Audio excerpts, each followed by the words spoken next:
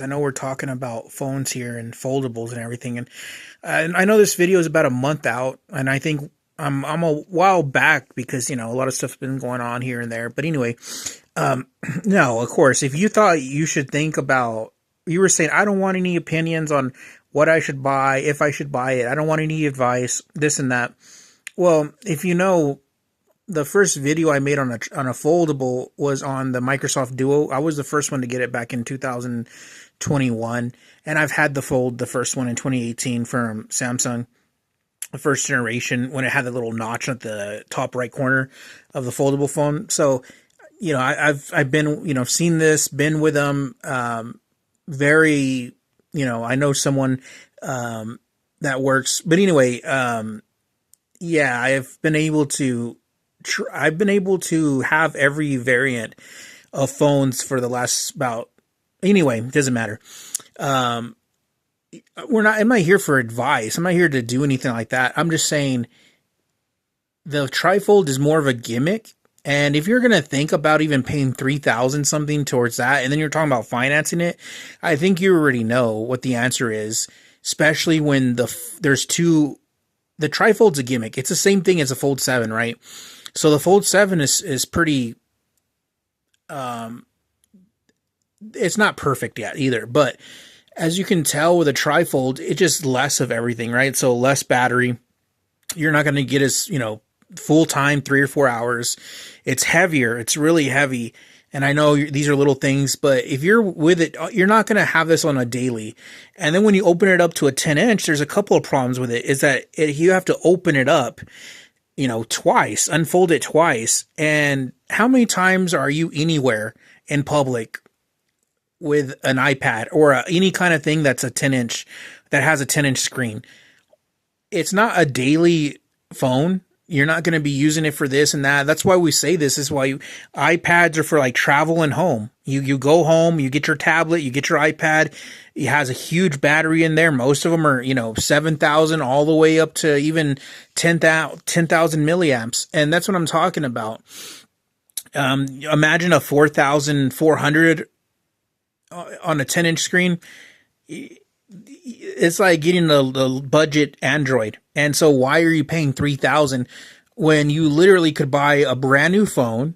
You can probably buy 2 gaming systems or a MacBook or a PC plus a new phone. I mean, it doesn't make any sense. And then also, I think you already know it's like that's not worth it. But anyway, the better thing that's coming out, because I think they're going to discontinue this trifold because it's not there yet.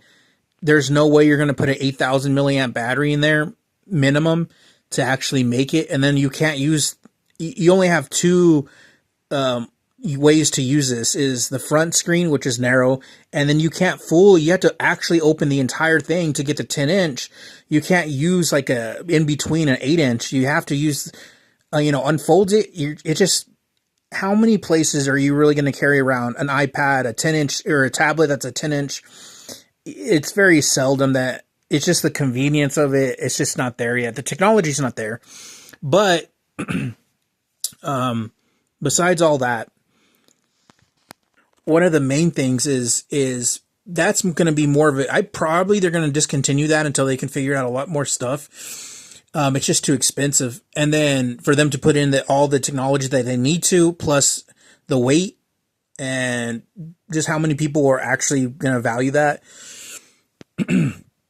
But because there's so many alternatives to that. But the folds in this summer, when the Apple comes out there with their first fold, and it's going to be a wide version of it, the 3.29-inch. And then obviously we know that Samsung's going to come out with an 8, and then they're going to come out with the Fold 8 wide, which is going to be a direct competitor, which I love that, because now that's something that we want, right? How many people have had how narrow that screen is, especially from the Fold 6 all the way down? I mean, that screen was, that was a nightmare. And everybody for 5 or 6 years been saying if they could just make the screen a little wider, make the screen a little wider. Fold 7, they had a little bit more success, but we didn't know how much. Time changes, a year and a half. People want bigger, they want wider, they want, and Apple's very good at future proofing, 4 to 6 years. That's like the average of users, they can, because the technology keeps up. They like that, you don't have to be switching every year. You like that. It can be able to, 3.65 gigahertz on the lowest model, and it's still able to do all the things that it needs to do. And especially when this technology increases, and when we're talking about the processors, and we don't going to go into all that, but yeah, when we look at it as a whole, much more, the majority of people are going to be, and even yourself, the TriPhone sounds fun. I've dabbled with it. If I had it, I returned it. I was able to get an extension on it. It's just not. Imagine the Fold 7, but even bigger. And it's just like, and not the front screen, just when you open it up, it's just unfolded. It's more of a hassle. I'm going to tell you, it's more of a hassle. It's not people are hyping it up. It's a hassle. There's 3 big problems with it. But it's just a hassle.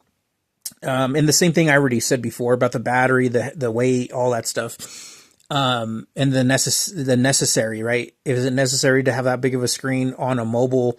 It's just, there's not enough features. There's nothing to it that, especially how much it costs. But anyway, the Fold's 8 wide and the Apple Fold, that's going to be the more of the cream of the crops, and hopefully at a lower price.